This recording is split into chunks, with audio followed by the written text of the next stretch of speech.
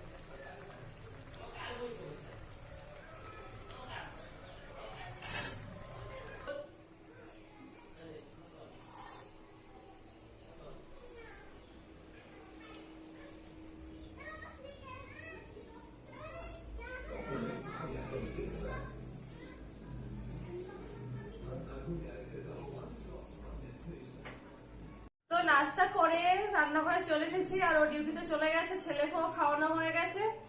আর সকাল সকাল আজকে চলে এলাম। এখন কটা বাজে? 9টা, 9:30 এখনো বাজেনি। কি হচ্ছে দেখো, ছেলে দুষ্টু করছে, আমি দেখছি, ও দেখবে।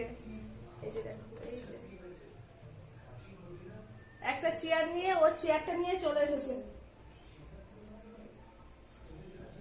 আমি যখনই রান্না করি ও চেয়ার নিয়ে চলে আসে দেখার জন্য কি রান্না করছি। আর মাছ ভাজা হলে তো কোনো কথাই নেই, সোজা একটা বাটি নিয়ে চলে আসবে। আমার কোলে আসো, একটা বাটি নিয়ে চলে আসবে মাছ ভাজা খাওয়ার জন্য।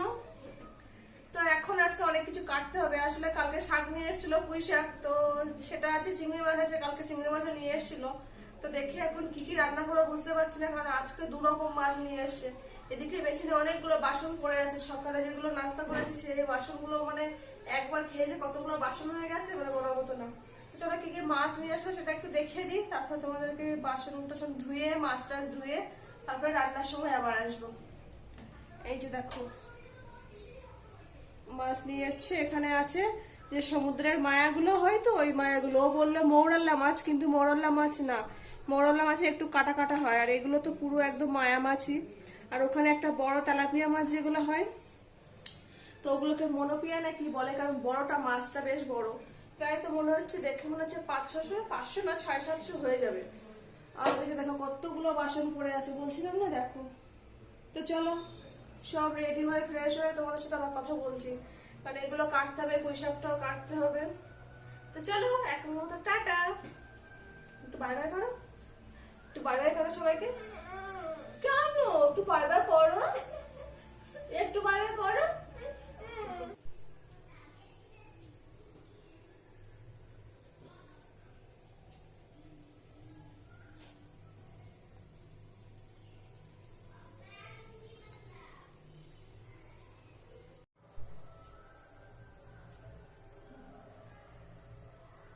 মাছ ভাজাগুলো হয়ে গেছে, এবার কড়াইতে দিয়ে দিচ্ছি 5 ফোড়ন। মাছ ভাজার তেলেই 5 ফোড়ন দিয়ে দেবো।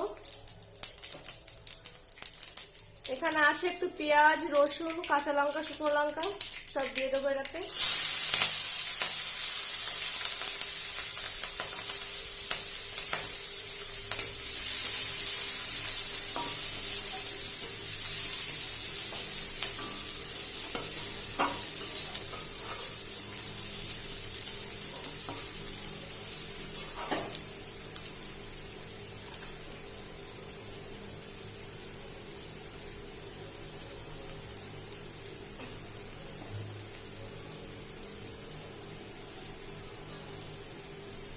এখানে দেখো লবণ হলুদ দিয়ে চিংড়ি মাছটা আমাকে মাখিয়ে রেখেছি, তো এটা আমি এটাতেই দিয়ে দেবো। তো মাছটা আমি আগে ভেজে নিইনি, কারণ চিংড়ি মাছ বেশি ভাজলে একটু শক্ত হয়ে যায়, খেতে ভালো লাগে না, সেই জন্য।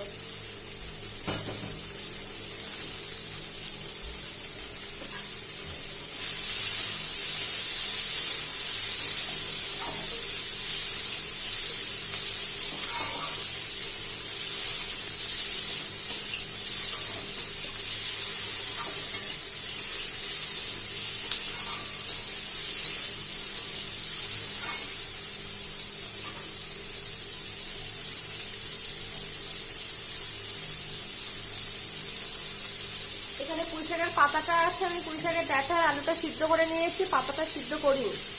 তো পাতাটা আমি এটাতে দিয়ে দেবো।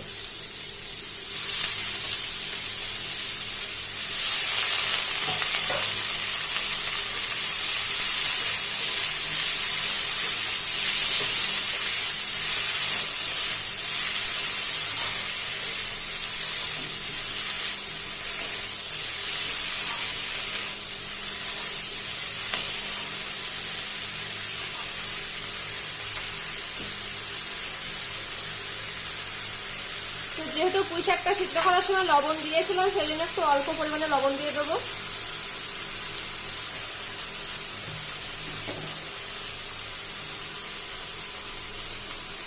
পরিমাণ মতো হলুদ দিয়ে দেবো। তো পুঁই শাকের তরকারিতে একটু হলুদটা বেশিই লাগে।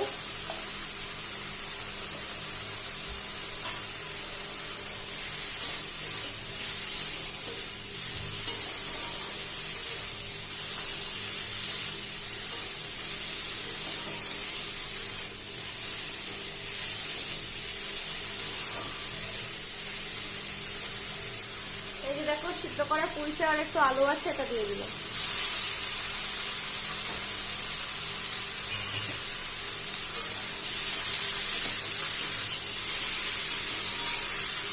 তো সিদ্ধ করা জলটা কিন্তু আমি ফেলিনি, আমি ওটাই তরকারিতেই দিয়ে দেবো, নাহলে অতটা টেস্ট লাগবে না।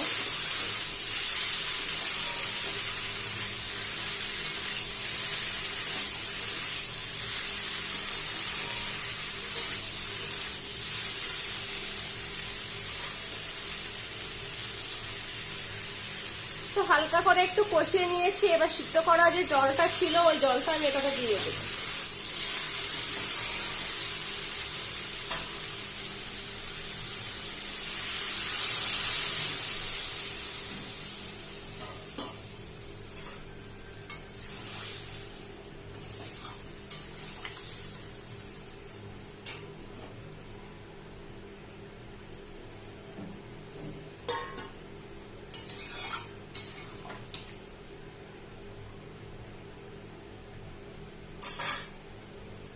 এবার একটু 2 মিনিট ঢাকা দিয়ে রেখে দেবো।